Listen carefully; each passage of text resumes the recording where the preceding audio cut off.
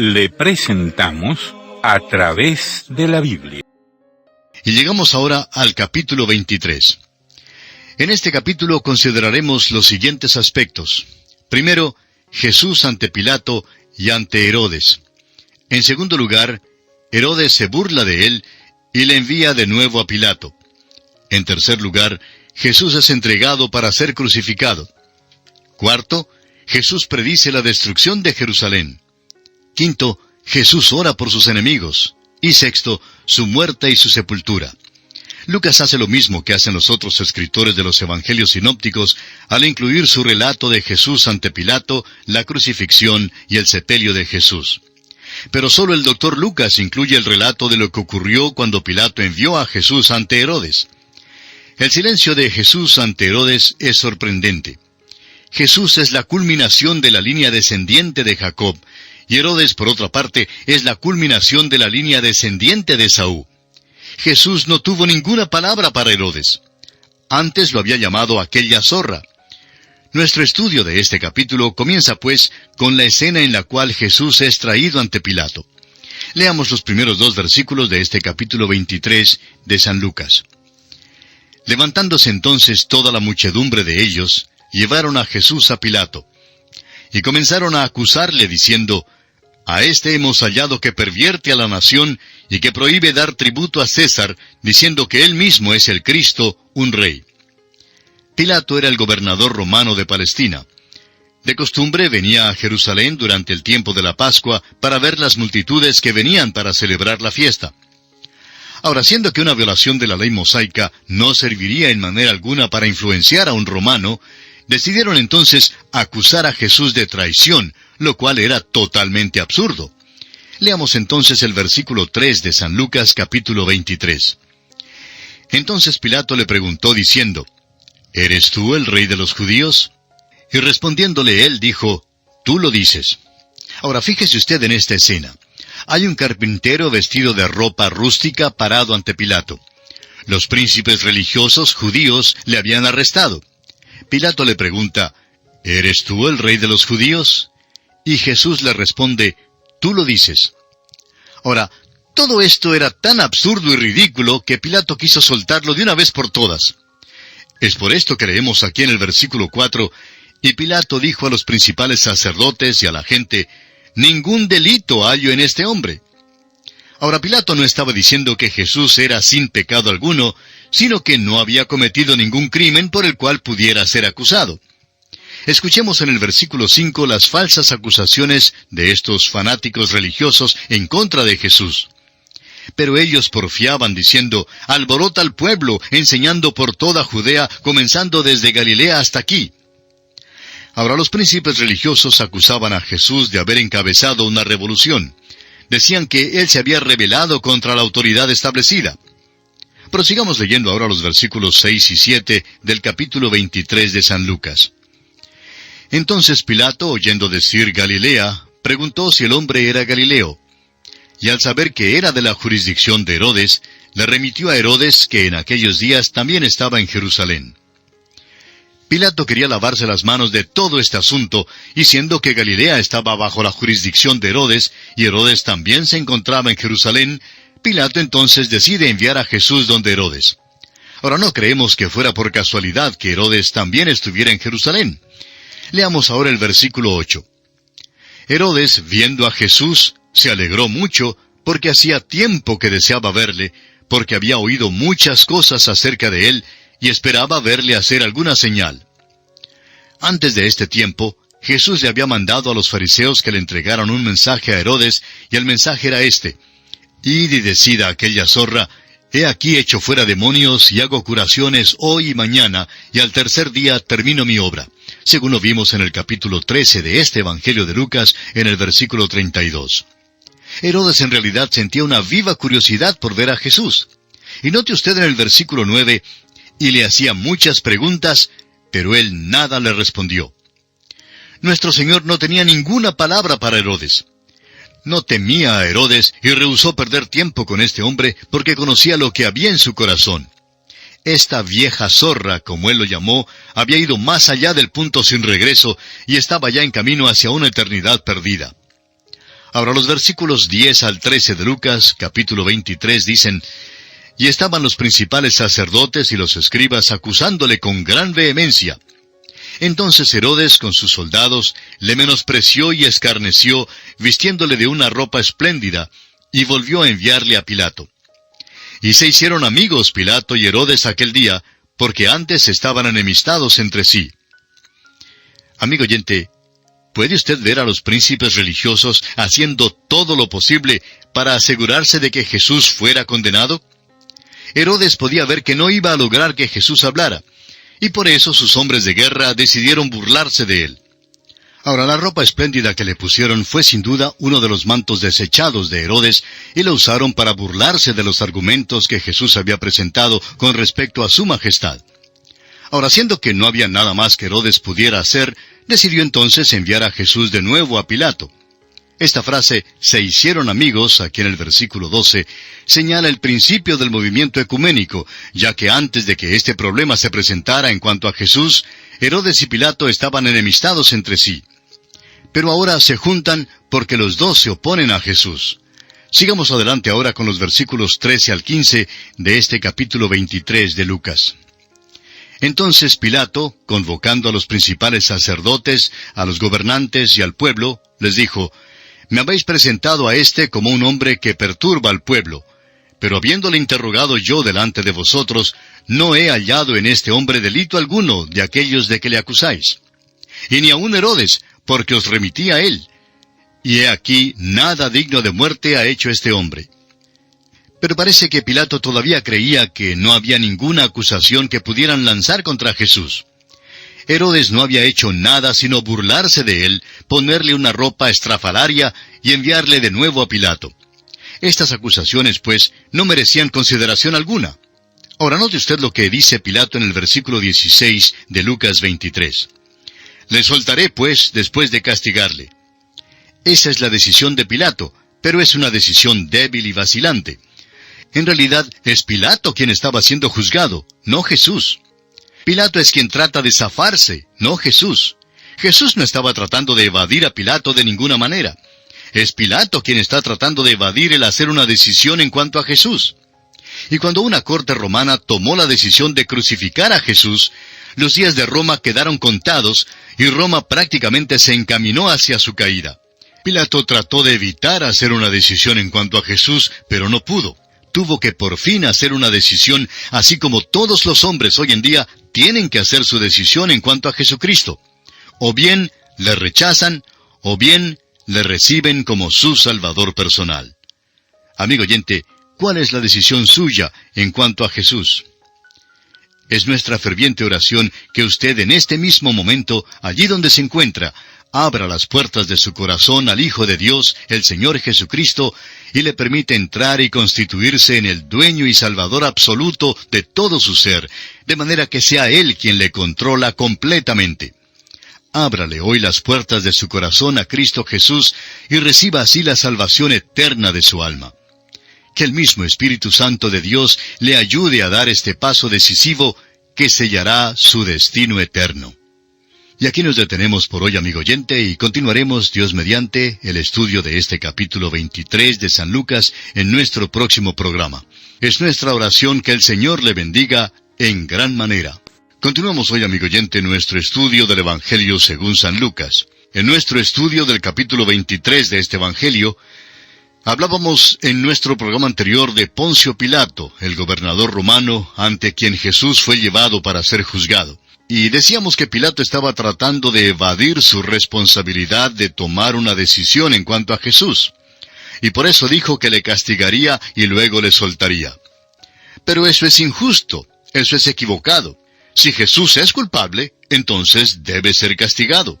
Pero si es inocente, debe dejársele en libertad. Pero eso de castigarle y luego dejarle en libertad, eso es totalmente equivocado. Eso es una avenencia, y alguien ha dicho que la avenencia es la palabra más inmoral que existe en cualquier idioma. Y eso era pues lo que estaba tratando de hacer Poncio Pilato. Ahora note usted lo que sucede aquí en los versículos 17 al 19 de este capítulo 23 de San Lucas. Y tenía necesidad de soltarles uno en cada fiesta. Mas toda la multitud dio voces a una, diciendo, «Fuera con éste, y suéltanos a Barrabás». Este había sido echado en la cárcel por sedición en la ciudad y por un homicidio. Amigo oyente, es evidente que este hombre Pilato no quería de ninguna manera hacer una decisión en cuanto a Jesús. Por eso buscaba una manera fácil de escaparse, de zafarse de estos astutos políticos religiosos. Decidió entonces dejar que ellos escogieran entre Barrabás y Jesús. Ahora, para él la decisión era obvia. Pero note usted lo que ocurre aquí en los versículos 20 y 21 de Lucas capítulo 23. Les habló otra vez Pilato, queriendo soltar a Jesús, pero ellos volvieron a dar voces diciendo, «Crucifícale, crucifícale». Y Pilato continuaba empeñado en escaparse, en zafarse de esa responsabilidad, pero no pudo. Descubrió que preferían matar a Jesús por envidia, y creemos que su susto fue aterrador cuando se dio cuenta que la multitud demandaba que Barrabás fuera suelto. Imagínese usted a un juez pidiéndole a la multitud su decisión en cuanto a lo que debe hacer con Jesús. Entonces, hace un tercer intento en el versículo 22. Él les dijo por tercera vez, «Pues qué mal ha hecho éste. Ningún delito digno de muerte he hallado en él. Le castigaré, pues, y le soltaré». Y ya vimos que él estaba equivocado pensando hacer esto. Y como usted puede ver, amigo oyente, lo que Pilato estaba procurando hacer era zafarse de esta decisión. Pero él tenía que hacer una decisión. Leamos los versículos 23 y 24 de este capítulo 23 de San Lucas. Mas ellos instaban a grandes voces, pidiendo que fuese crucificado. Y las voces de ellos y de los principales sacerdotes prevalecieron. Entonces Pilato sentenció que se hiciese lo que ellos pedían. Ahora, ¿por qué este hombre no simplemente hacía una decisión que estuviera de acuerdo con la justicia romana? Leamos entonces los versículos 25 y 26. Y les soltó a aquel que había sido echado en la cárcel por sedición y homicidio, a quien habían pedido, y entregó a Jesús a la voluntad de ellos. Y llevándole, tomaron a cierto Simón de Cirene, que venía del campo, y le pusieron encima la cruz para que la llevase tras Jesús. Finalmente, este hombre Poncio Pilato se vio abocado a una decisión, se vio confrontado con la realidad, y tuvo que hacer una decisión, y la hizo. No fue la más apropiada, porque a pesar de darse cuenta que Jesús era inocente, decidió entregarle para ser crucificado. De igual manera, amigo oyente, todos los hombres hoy en día tienen que hacer una decisión en cuanto a Cristo Jesús. Y lo importante en esta hora, amigo oyente, es ¿cuál es su decisión en cuanto a Cristo Jesús? Llegamos ahora al relato que nos da el Dr. Lucas acerca de la crucifixión de Jesús. Leamos los versículos 27 al 30 de este capítulo 23 de San Lucas. Y le seguía gran multitud del pueblo y de mujeres que lloraban y hacían lamentación por él. Pero Jesús, vuelto hacia ellas, les dijo, «Hijas de Jerusalén, no lloréis por mí, sino llorad por vosotras mismas y por vuestros hijos. Porque he aquí vendrán días en que dirán, bienaventuradas las estériles y los vientres que no concibieron y los pechos que no criaron. Entonces comenzarán a decir a los montes, caed sobre nosotros, y a los collados, cubridnos». Vemos aquí que en el camino hacia la cruz, Jesús les habló a unas mujeres que estaban llorando. Les dijo que habría un día venidero cuando sería mejor no traer hijos al mundo. Estaba hablando de un tiempo de gran tribulación. Jesús dice a las mujeres que no lloren por Él. Él no quiere su compasión. Lo que quiere Jesús es su fe y su confianza. Jesús no murió para ganar la compasión de nadie, amigo oyente. Murió para tener nuestra salvación. Guárdese, amigo oyente, las lágrimas para usted mismo, porque el pecado de veras le causará llanto. Luego tenemos el relato de los dos malhechores que eran llevados para ser crucificados juntamente con Jesús. Y ya hemos visto esto más de cerca con anterioridad. Leamos los versículos 33 y 34 de Lucas 23. Y cuando llegaron al lugar llamado de la Calavera, le crucificaron allí y a los malhechores, uno a la derecha y otro a la izquierda. Y Jesús decía, Padre, perdónalos, porque no saben lo que hacen. Y repartieron entre sí sus vestidos, echando suertes. Como vemos, los dos malhechores fueron crucificados junto con el Señor sobre el lugar de la calavera, que representa la sabiduría del hombre, como dice el apóstol Pablo en su primera carta a los Corintios, capítulo 1, versículos 18 al 25, donde dice: «Porque la palabra de la cruz es locura a los que se pierden, pero a los que se salvan, esto es, a nosotros, es poder de Dios. Pues está escrito: destruiré la sabiduría de los sabios, y desecharé el entendimiento de los entendidos». ¿Dónde está el sabio? ¿Dónde está el escriba? ¿Dónde está el disputador de este siglo? ¿No ha enloquecido Dios la sabiduría del mundo? Pues ya que en la sabiduría de Dios el mundo no conoció a Dios mediante la sabiduría, agradó a Dios salvar a los creyentes por la locura de la predicación. Porque los judíos piden señales y los griegos buscan sabiduría. Pero nosotros predicamos a Cristo crucificado, para los judíos ciertamente tropezadero, y para los gentiles locura. Mas para los llamados, así judíos como griegos, Cristo, poder de Dios y sabiduría de Dios. Porque lo insensato de Dios es más sabio que los hombres, y lo débil de Dios es más fuerte que los hombres. Ahora el Señor Jesús pidió que su Padre perdonara a esta multitud que le crucificaba. Si Él no hubiera pedido esto, la multitud habría sido culpable de cometer el pecado imperdonable de matar al Hijo de Dios.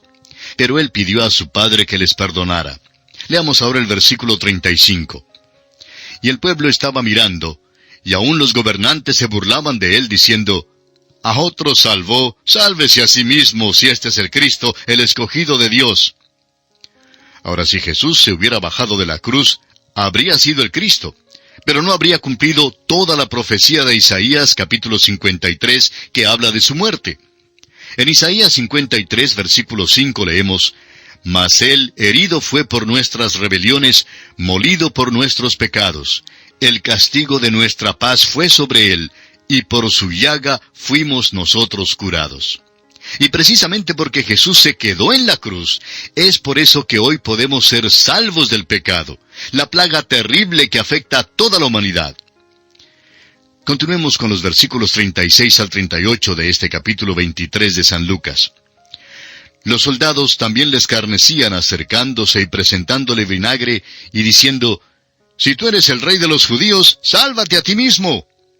Había también sobre él un título escrito con letras griegas, latinas y hebreas: «Este es el Rey de los Judíos». Cuando Jesús fue crucificado, le pusieron un sobrescrito o letrero en idiomas griego, latín y hebreo. El idioma griego era el idioma de la inteligencia, de la educación, de la literatura y de la ciencia. El latín, el idioma oficial del imperio, era el idioma de la ley y el orden, del poderío militar y del gobierno.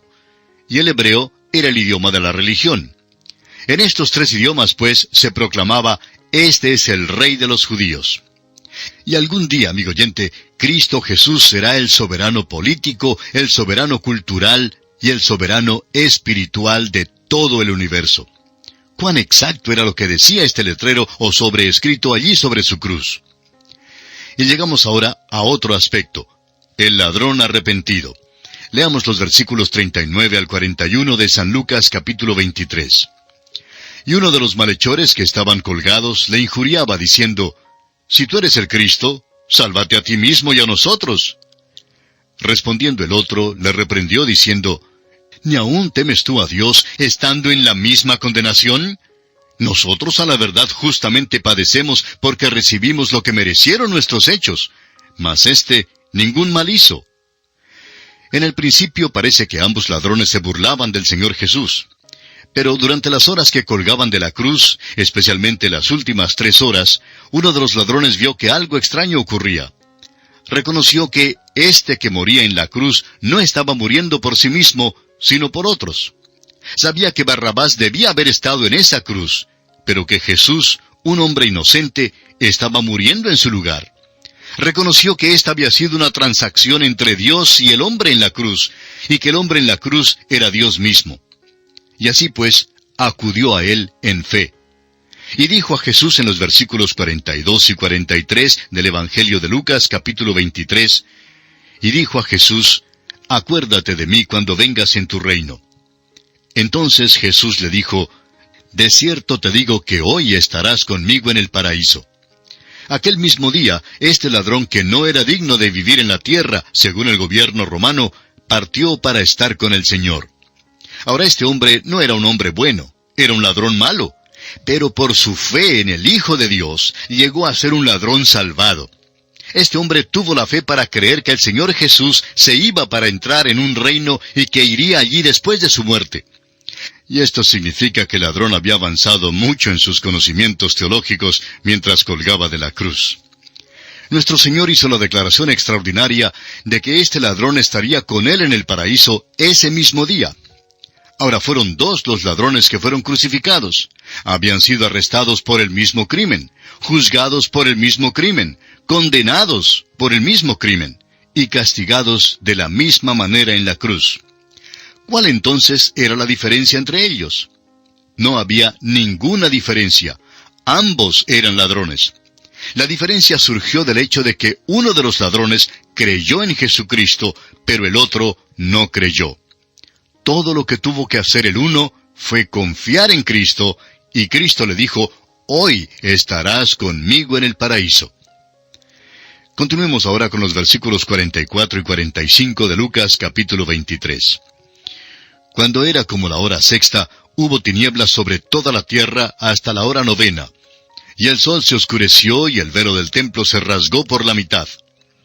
Fue en este tiempo, cuando las tinieblas descendieron sobre esta escena en el Calvario, que el ladrón llegó a conocer, llegó a darse cuenta que la cruz de Cristo era ahora un altar sobre el cual fue ofrecido el Cordero de Dios que quita el pecado del mundo.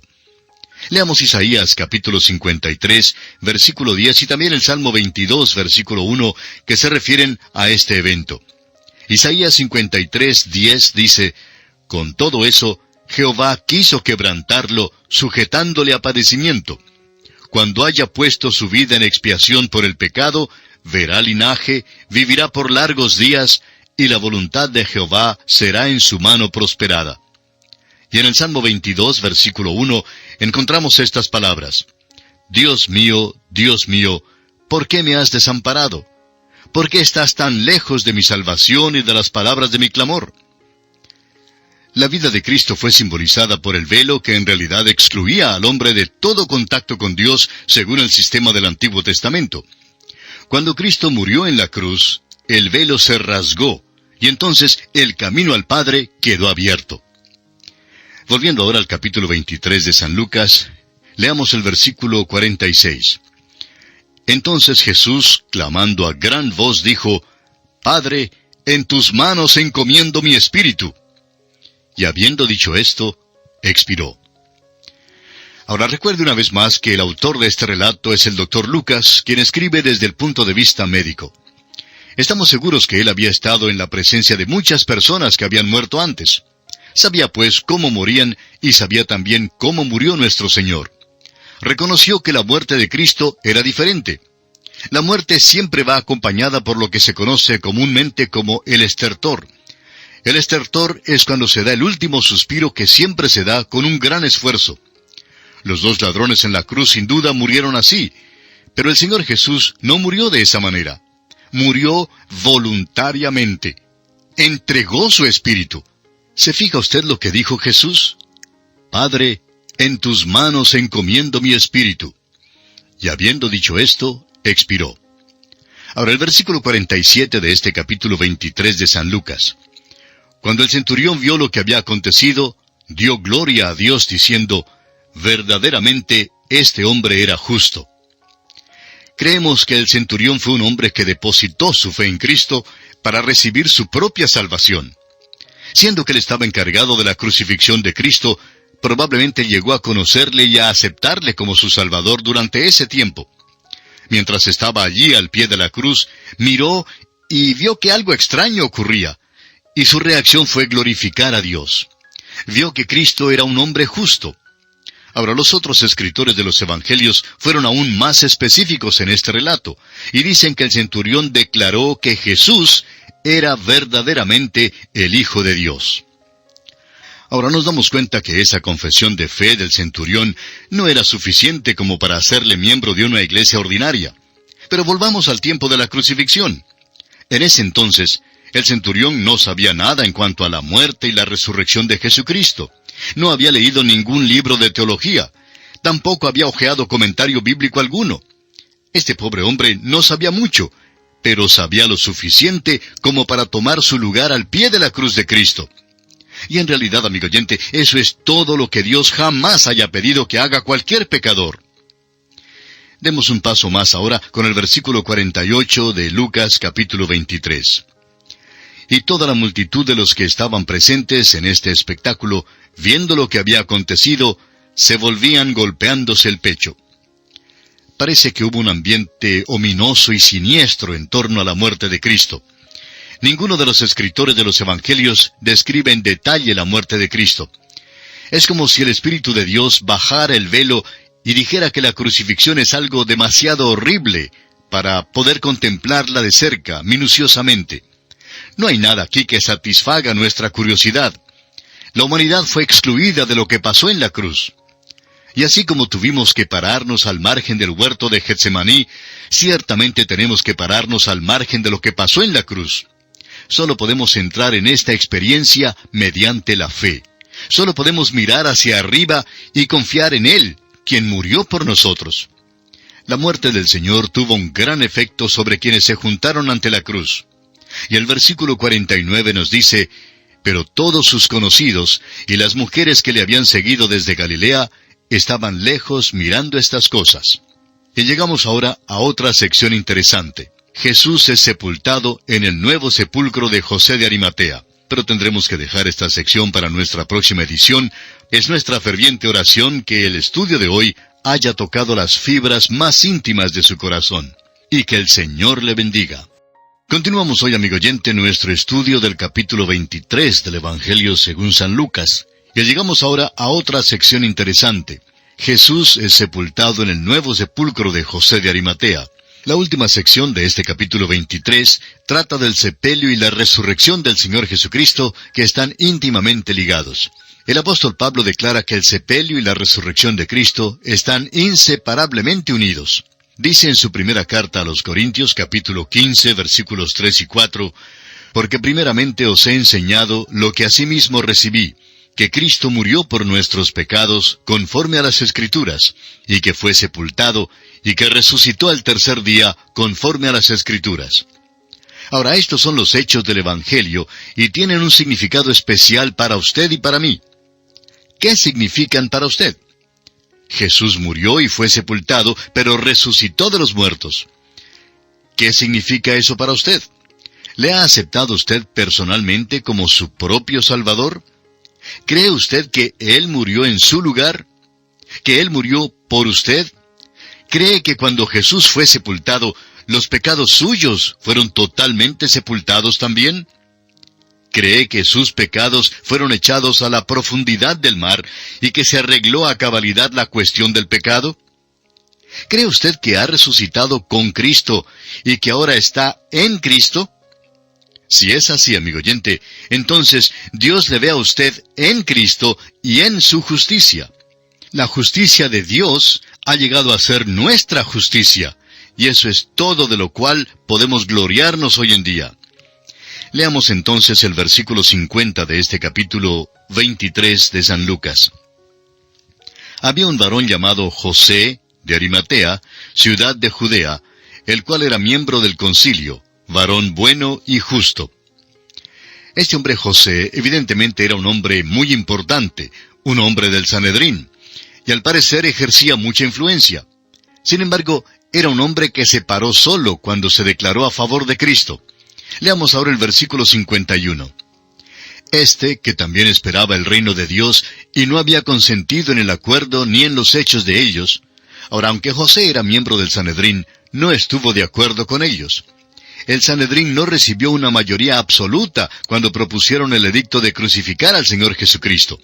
José no estuvo de acuerdo con ellos en su decisión. Él era lo que llamaríamos un hombre religioso y piadoso. Habiendo llegado a conocer a Cristo, se había declarado a favor de Él. Al parecer había muchos creyentes en el Señor que no habían declarado públicamente su fe en Él. No estaban al descubierto en cuanto a su fe como lo estaban los discípulos. A la hora de la crucifixión, Inclusive los discípulos se ocultaron, y los que habían estado ocultos salieron al descubierto. José y Nicodemo eran dos hombres prominentes que por fin declararon públicamente su confianza en el Señor. Nicodemo se juntó con José para darle sepultura al Señor Jesús. Ellos fueron los que se encargaron del sepelio, según lo que nos dice Juan en su Evangelio, capítulo 19, versículos 38 al 42. Volviendo ahora a este José de Arimatea, vemos en el versículo 52 que fue a Pilato y pidió el cuerpo de Jesús. La fe de José queda así al descubierto. Y no olvidemos que este era un hombre de medios y de influencia quien pedía el cuerpo de Jesús. En el versículo 53 veremos el cuidado que José puso al cuerpo inerte de Jesús. Y quitándolo, lo envolvió en una sábana y lo puso en un sepulcro abierto en una peña en el cual aún no se había puesto a nadie. Surge entonces la pregunta, ¿dónde está el sepulcro en el cual pusieron a Jesús? Bueno, hay dos sitios hoy en día que se dicen ser aquel sepulcro. Uno de estos sitios tiene construido sobre él una hermosa iglesia conocida como la Iglesia del Santo Sepulcro. Y el otro sitio está localizado fuera de la ciudad. Ahora, el Dr. Magee, autor de estos estudios bíblicos, decía que no creía que ninguno de estos dos sitios sea el lugar donde sepultaron a Jesús. ¿Por qué? Pues porque hubo tantas personas que odiaban tanto a Cristo y al cristianismo que de seguro tratarían de quitar todo vestigio y recuerdo de él. Ha habido muchos hombres que han despreciado todo lo que Cristo representaba. Había muchos que odiaban a la nación judía y su amada ciudad de Jerusalén. Tito el Romano realmente arrasó con todo en la ciudad de Jerusalén y también lo hizo más tarde Justín el apóstata. Por siglos, todos los sitios físicos que estaban presentes en los tiempos de Cristo han desaparecido y sus sitios exactos ahora no se conocen. El sepulcro queda en alguna parte de la región del huerto, pero no creemos que sea el sepulcro que está allí. El sepulcro que está allí todavía simplemente fue un sepulcro que no se destruyó, pero sin duda que el sepulcro en el cual fue colocado el cuerpo del Señor Jesucristo fue destruido. Por otra parte, Dios no dejó nada intacto como el sepulcro, porque hay cierto grupo de personas que adorarían el sepulcro y lo harían fetiche, en lugar de adorar solamente al Señor Jesucristo. Hay quienes van a visitar el sepulcro del huerto y se postran sobre sus rodillas y sus manos y empiezan a besar el suelo del sepulcro y lloran y gritan y hasta se comportan escandalosamente. Amigo oyente, no hay ningún mérito en aquel sitio. Aun si este fuera el sepulcro en el cual Cristo hubiera sido sepultado, el mérito no estaría en aquel lugar, sino en aquel que está a la diestra de Dios hoy en día. Él es un Salvador viviente. Démosle, pues, a Él nuestra atención. Leamos ahora los versículos 54 y 55 de este capítulo 24 de Lucas. Era el día de la preparación, y estaba para comenzar el día de reposo.